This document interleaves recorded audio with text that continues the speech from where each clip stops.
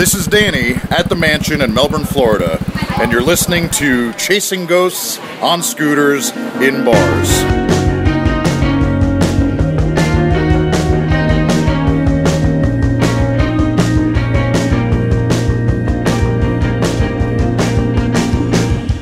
The podcast that blends the modern scooter lifestyle with a twist of the paranormal over a cool cocktail.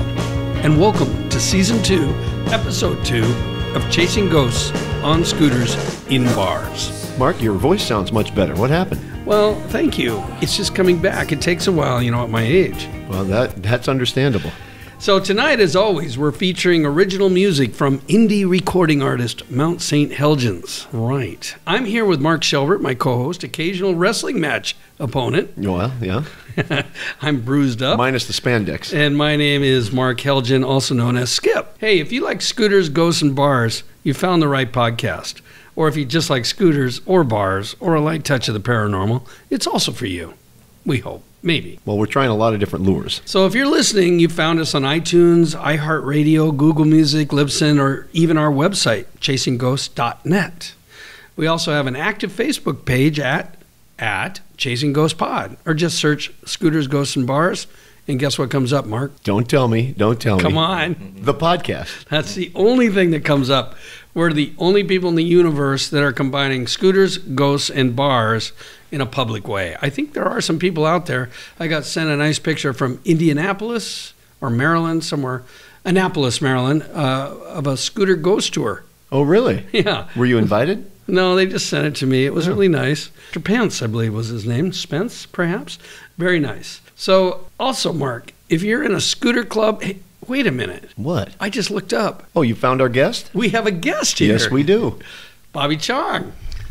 Hello. Hey, Bob. So, Bob and Mark and I just finished a nice little ride in the city of Destiny. That's Tacoma. That's nowhere near the Cumberland Gap. We went to Wingman Brewers. Yep. Had a nice beverage there. Met Ken, the owner, one of the owners. They have a little, possibly a ghost there.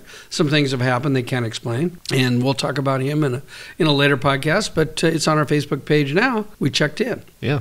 Hey, if you're in a scooter club and you want to do an introduction for our podcast, just record yourself in your club by saying something like, "This is Mark Helgen from the Five Heights Scooter Trash, and you are listening to Chasing Ghosts on Scooters in Bars." And remember, that's 3 sentences. Don't say it all together. Otherwise, it'll be left on the floor. The cutting room floor. Yeah. Remember how bad Keith felt about that? Oh, yeah. He's still a little hurt. Pendominono.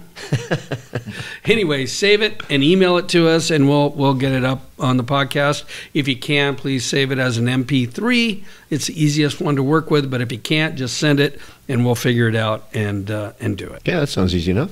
This is Janae from Napa Valley Scooter Club. You're listening to Chasing Ghosts on Scooters in Bars. Well, hey guys, I got a new scooter. Sounded like it. Sounds great. Yeah. It looks really good, too. Thank you. Yeah, after about 14,000 miles on my Vespa GTS 250, it's red, I received a shiny new Vespa 300 Super from my boss. What do you mean received? He surprised me as an extra bonus gift. Wow. Yeah, showed up at we were having dinner, and he took me out to the parking lot and showed me my new scooter. That must have been a nice surprise. It was unbelievable. My boss gave me a donut once. Are you sitting on it? I need to. Yeah. So I've already installed my new Akrapovic exhaust, my new side stand, my iPhone holder, my floor mat, a rack on the front in matte black. By the way, you had the factory do all this? No, I did it. In fact, I even had a little help on the side stand. Well, we needed some help because we couldn't figure out the rubber stopper. That is not a no-brainer. It's actually a little bit of a confusing. Well, I'll say this: the directions had no pictures, so that killed us. Right, and both of us are more on the right brain side. We're not the engineer type people. No, is that left brain? That's where we needed Bobby. Hell, I wouldn't know how to do it either. Yeah. Anyway, it's from FA, I think, is the name of the company, and it's really nice stuff. And I would recommend the guys down at Scooters West in San Diego, as well as SIP Scooters in Germany. Both are sending me more stuff. Speaking of SIP, Skip, if I know you, you're not done yet, though, are you? No, I've got mirrors coming. I have a rear rack. I've already got one, but I didn't like it, so I got another one coming. And I think this thing is going to be One souped-up Vespa. it's going to be very cool. It's a shiny, not the matte black. And then who are you going to get to ride it so it still looks cool? You cannot plunk a 60-year-old man on a cool-looking scooter. There's nothing I can do about looking cool, but I think I'm going to join 30-10 Weight Loss for Life. I'm going to be the skinny old guy. Have you thought on the about scooter. AA? That's another good thought. Fuck you. So, I think it's safe to say that we are all, Bobby Chong, you, what is your nickname, Shelley? We're all avid scooter riders, and now I have two to choose from, plus my wife's yellow 250 GTS because she doesn't ride it. You have options. It's good to have options. Yeah, but I am the only one that has a persistent and nagging interest in ghosts and the paranormal. And as I said in the last podcast, I'm no expert or professional, but I am a paranormal enthusiast. Also, please share our podcast with your friends, co-workers, anybody you meet on the street, and show people how to get it. And please rate and review us. In fact, if you would leave a review on iTunes and let me know via our website or Facebook page, I will send you a commemorative Chasing Ghosts sticker for your scooter. They're 3x5. They look great. They're beautiful. But you got to hustle. It's a limited edition. It is. I've only got about 700 of them. And now I don't know if it's a review as much, but you've heard back from people correcting you on our Cumberland Gap issue. Right? Yes, we have. Right. In fact, a listener Very nice of them in Tennessee basically called us idiots and said it's on the Kentucky-Tennessee border. Well, we're way out west. It's hard for us to get. So a quick review of our PubScoot 17, the 40-bar in 4-day ride where we only made it to 34 bars. It's your fault. It is. I'll take responsibility Let's talk a little bit about that. Do we have to? That's enough. Okay, let's cover the rest of the ride. We left us at the Gateway Inn at the entrance to Mount Rainier National Park. That's where we left episode 1. The last episode, right? Season 2, yeah, we're going to finish it up today. And we headed to Copper Creek, the Copper Creek Cafe for breakfast. And we did a little Keith watching. Why? Bob, you were there. What happened to Keith? Well, Keith went big the night before. Is that what happened? I think so. You know, he's blaming it on the Serpa stew. Well, we had some really good food. But he went true authentic, remember? Yeah, Correct. He got and you brought that up at the last episode, if I recall. I did. Anyway, Keith's excuse is that I got bad food, yeah. But in fact, in my opinion, he might have had a hangover. Really? Just a touch? A bit. Yeah, so I hear that when he was sleeping, he was on your couch, right? In your room, Mark, in your log cabin? Yeah, that's as far as he made it. What do you do in the middle of the night? Well, this is according to Greg, his brother, who was keeping a ever so watchful eye over him. Keith had gotten up, wandered to a corner by the curtain near where I was, and that made me a little nervous. That's kind of when I woke one eye up. And then Greg was asked, "What are you doing?" And Keith didn't respond. And the next thing you know, Keith is heading out the door. And Greg went to watch, make sure he was okay. And he loves the out of doors. That's very obvious. So, we got... He had a good time out there. He was just sitting there. He had to cool down. It was a warm evening. It was a bit muggy. So we had a great breakfast. We watched, and Keith watched us eat. We tried getting him some fruit. Greg offered him fruit. He took one bite of a grapefruit, a cantaloupe or something, and that was it. And from there, we headed to the Mineral Lake, the town of Mineral. Yes. And that is where the headquarters tavern is. It was closed. But it was closed. Yeah. But we needed to count it. Remember, we're trying to get to 40 bars. And so we thought, well, should we have a snort off the bottle of Jaeger? No, that's not a good idea at 10 in the morning. No. On a it's Sunday illegal. Morning. Yeah. So we're there, and guess what happened? A truck pulled up, and out came Beam, the cook from the LB Tavern, which was 20 miles away. Right. And the same owner owns both places, and he was going in there to get some ice for the LB Tavern, and he walked out with a 6-pack of PBR 16 ounces. Yes, and it was a nice touch. So we went to the headquarters, even though it was closed. But now we didn't drink them because that would be illegal. We didn't drink them, but we might have had a sip of one. Or 6.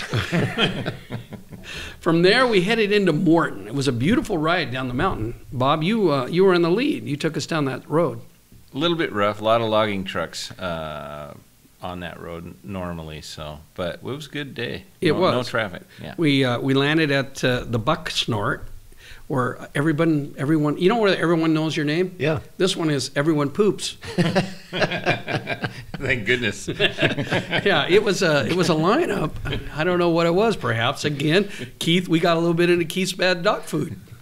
Maybe the Copper Creek. We left the Bucksnort, and then we headed through Cinnabar, where we got a really nice photo. And if you follow our Facebook page, you saw us in front of the barn lineup. We met the lady that owned it. She was like, "Do whatever you want." It was a cool shot, and we rolled into Napavine. And Napavine is where Frosty's Tavern is. This is one of the places with the Brunswick back bar. Yes, a beautiful, beautiful back bar. It does have a ghost. We met the mother and daughter that run the place. She was pregnant. Soon to be a grandmother.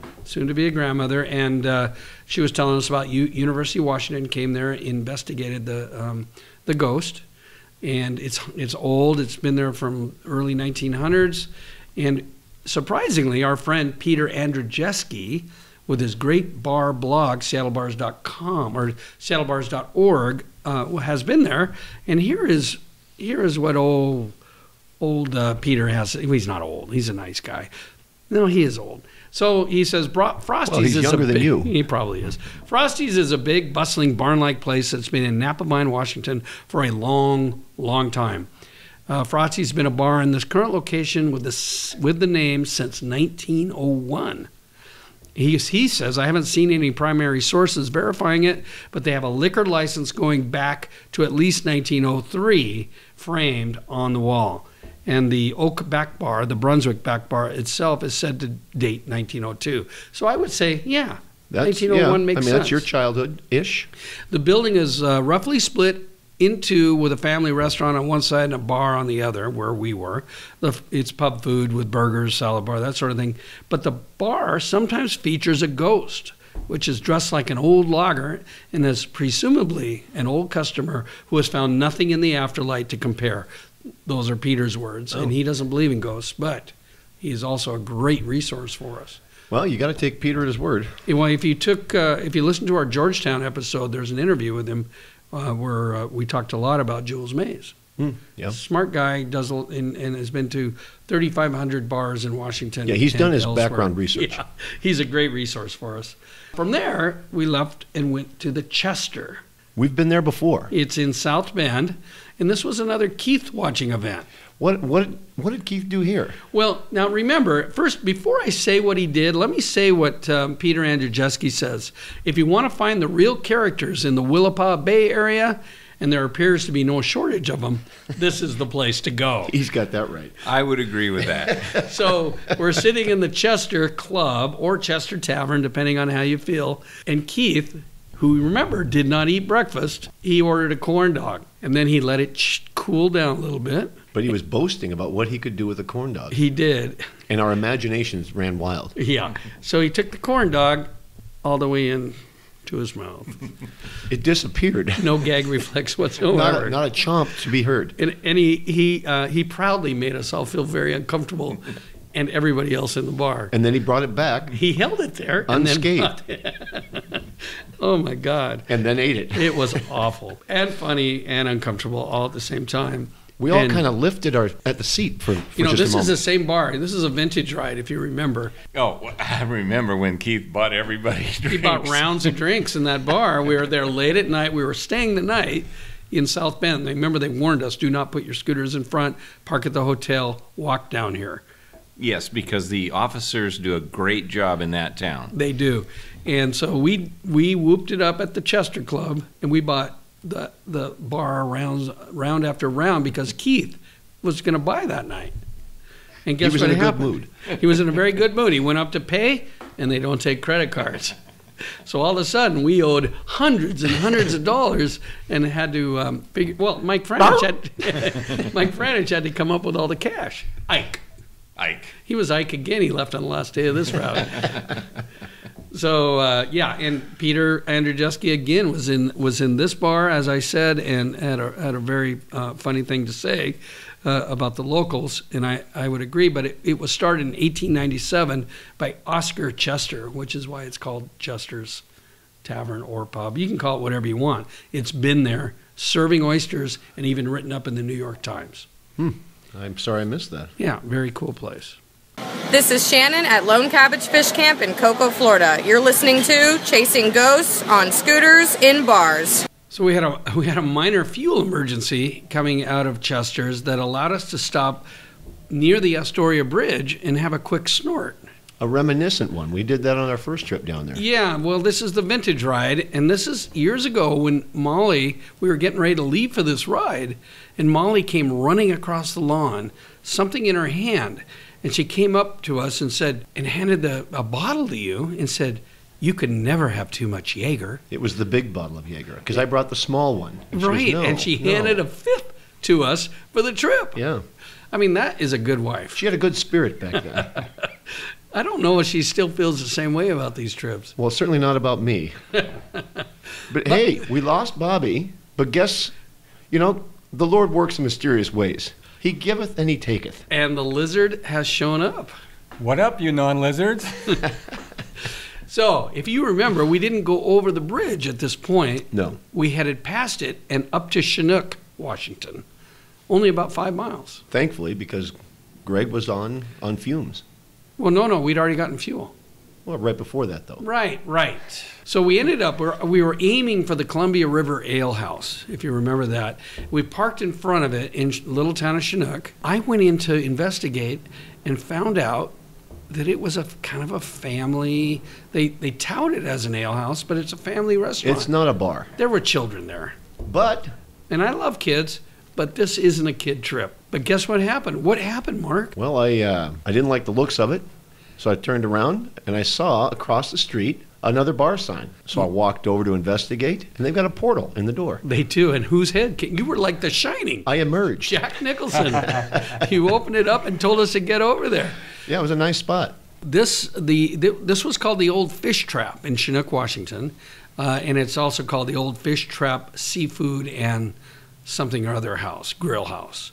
And they have really good reviews for their food. We could have eaten there, but we didn't. Yep. This was another Keith watching event. Yeah. Well, he found a cozy spot on the couch or some sort of little He sofa did. He made a chair. puddle underneath himself. Eventually, he something did. slipped out. He wasn't feeling good from the food. He was weak. Right, and the drink slipped out. Anyway, our blogger friend Peter Andrijeski has this on his list as well, but he hasn't reviewed it yet. So it must just be a plan in the future. Well, looking forward to see what he has to say about it. And then from there, we left, obviously, and headed to Astoria, 5 miles away. Well, really, 5 miles to the bridge. And then that bridge, that old bridge built so long ago, I couldn't believe it, is 2.5 miles long. Or a little more, I thought. 2.8. It was almost 3 miles. Yeah. I jogged it once. It felt like 4. We did see a guy on a unicycle riding it over that bridge our first on the trip, yeah. original ride. We ended up at the Riverwalk Inn, where we arrived with great aplomb. Keith must have been there. Yes. So we parked our scooters at the hotel, the Riverwalk Hotel, we were right on the water, right on the marina. It was very cool. Keith was taking a long nap. It was about... I think it was 12 hours. Yeah. He wasn't feeling good. He got some bad food. And Lonnie, you took about an hour nap? Yeah, hour and 10. I was good to go. And in the meantime, Bob, Greg, and I, and Ike, who else? I was there. Oh, Mark. Yeah, you were there. We walked up to the Portway Tavern. And I want to talk a little bit about this because it was on my radar. It's your show. Go ahead and talk about what you want. It opened in 1925 as the Portway Cafe. And then in 1931, their son, Paul, the owner, took over their operation. And he was called Portway Paul. Now, the other thing, you've got Peter in here, Paul, and Mary is Keith's wife. Any connection? Amazing. Wow. He became kind of a legend, this Portway Paul. He was a boxer, professional boxer. He was a good businessman, and apparently a really all-around great person, per their website. He ran the bar for 50 years, and if a tab was paid in full, he would buy the house around. Wow, what a nice guy. I think I dated his daughter once. Her name was Portway Paulette. Nice. She have a porthole? Well, the fish trap did. Yes, it did. So he died in 1984, but apparently his spirit, he's not here, but his spirit is, or someone seems to occupy the Portway Tavern. One of the bartenders insists that a ghost haunts the basement, and she's so certain that she won't go down there without her cell phone in hand and somebody on it so she can talk about it. Somebody else says the presence is not the ghost of Paul, but someone who was shanghaied at the portway. Oh, we've had some Shanghais on earlier episodes. We have. There's a trap door under the table on the east end of the bar that supports the theory that indeed some customers may have received more than they bargained for. And as a matter of fact, if you remember, it was our biggest tab of the week. Well, it was only about $450, I think. I think it was $600 with a tip. Anyway, super haunted place, had good food, and I believe we sang some karaoke. As a matter of fact, Greg, took the house down with New York. What a swooner. He has got it going on, that guy. As a matter of fact, there's somebody in our audience right now. Is it the aforementioned Greg? Yeah, he's here. He came in. Shaky Burns here. Shaky Burns. Happy to help. Greg, you did 2 songs. You did New York, and That's Amore. No, I did 3 songs. I did That's Life, Amore, and Just a Gigolo. Oh, that's right. That's right. That's and you know what? That was a crowd favorite. You took everybody. You took everybody with you. You did a great job. It was a really good performance. Well, Roger Miller was there too. Right. Trailers for sale or rent. The Lizard. You did that. That was. Well, you know what? Since we were out of state, I thought it was pretty safe to go ahead and do that. Yeah, you're known for that song. You walked the whole room. In fact, I think all of us sort of walked the whole room. Our server was Ashley, and she did confirm that it was haunted, but it was busy.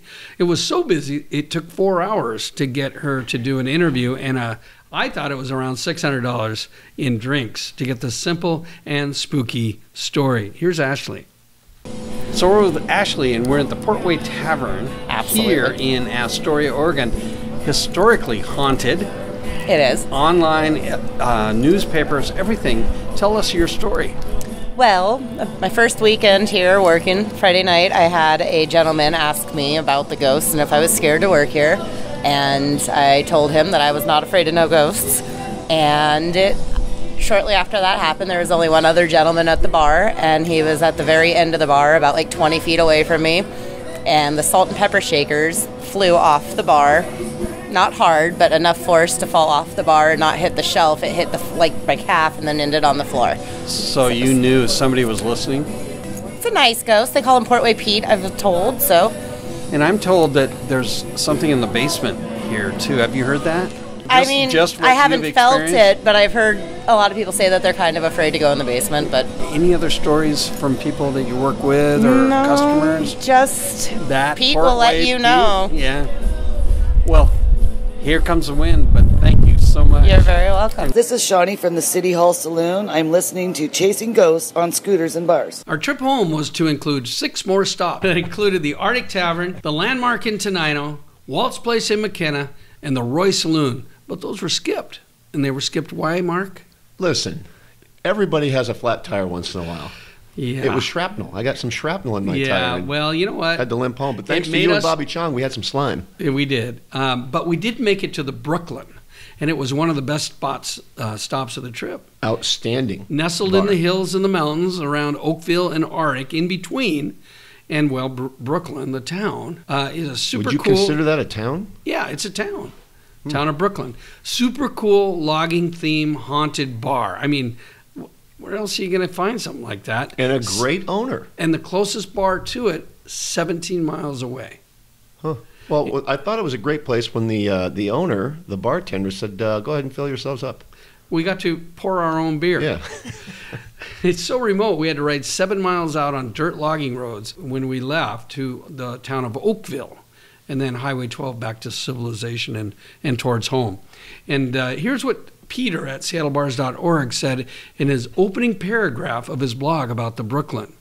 There's an old tavern up in the mountains somewhere in the middle of nowhere, and it has a creek running through it. I heard a couple of mentions of this legendary bar from patrons at other out-of-the-way dives around the remote parts of the state, but no one could tell me exactly where it was or even what the name was. Finally, I just stumbled upon it. And I'll tell you what, this was a crazy little place. That's kind of how we got to. We stumbled upon it, too. And there was a river running through it. Yes.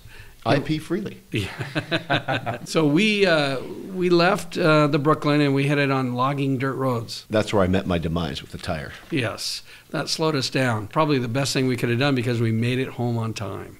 Yeah, I'm sure the bars have slowed us down more than my tire. Don't put it all on me. We are planning a road trip back to the Brooklyn to interview Bruce, the owner, about the hauntings going on there. They have an empty stool that sits behind the bar from the original owner. I think his name was Ray, who still comes in from the afterlife to rearrange things and keep an eye on the bar. And there's going to be more to come on this. So looking forward to it.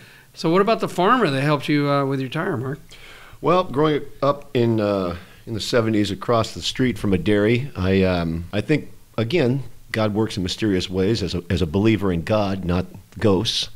I think it was fate. Isn't he considered a spirit? The Holy Spirit. So there can only be one? There's a holy cow, a holy shit, and a Holy Spirit. Well, amen. So it's interesting to me that you believe in God, but you don't believe in other kind of ghosts. I think fate put us there next to, again, I needed some air. The tire went flat, and lo and behold, there was a dairy farm. Pulled right in. You know they're going to have an air compressor. And they were very helpful. They were a nice group. Yes. It was a beautiful farm, too. If you look on our Facebook page, you'll see a picture of it. Yeah, I'm sure you could. I haven't been there yet. Once you get into the digital world, Mark, you can I was actually at the farm, so I don't need a picture. I was there. From there, we went to the Grey Goat in Oakville, and I would say it was a solid burger, but it had a bowling alley feel to the bar. Yeah, it was kind of a few different architectural attempts. It's over like this they added on. But we feasted, and then we left to work on Shelley's tire again. We put air in again, right? Yep, had to. And so our 40 bars in 4-day goal stays just that, a goal. Yeah, I apologize, but it is worth giving another go next year. Well, it's a dream not realized yet, but there is next year, PubScoot 18. Again, our goal, 40 bars in 4 days. Here's my thinking. You guys are planning this. The Lizard? The Lizard and I, absolutely. And yes. Shelley, right? Yep. So I think that if we go really heavy on day 1 and day 2 and do like 13 and 13, we can make it work. Because we're all jazzed up at the beginning. But as you just said, Shelley and I are planning this, okay? So, Mr. Type A, back off, all right? So anyway, Mark and Lonnie, keep that in mind, damn it, please. We'll put it in the offing, but that's as far as we're going to get. As always, thank you to the Seattle band Weeknights and Swoon record recording artists, Mount St. Helens, and Weeknights, for providing original music for this podcast. And we've been getting some great feedback and support from scooter, ghosts, and bars enthusiasts everywhere, all the way from Australia, New Zealand, Germany, the UK, and even Japan. Are you going global? Yeah, no, we are. And thank you. And please follow us on Facebook and beyond. Remember, send those audio files introducing your scooter club, and we'll put them in the podcast. Your bar or scooter hauntings are also needed, so tell us your story at chasingghosts.net. You don't have anything? Nothing to add here? You did a great job. All That's right. a wrap. So I guess it's a wrap. All right, guys.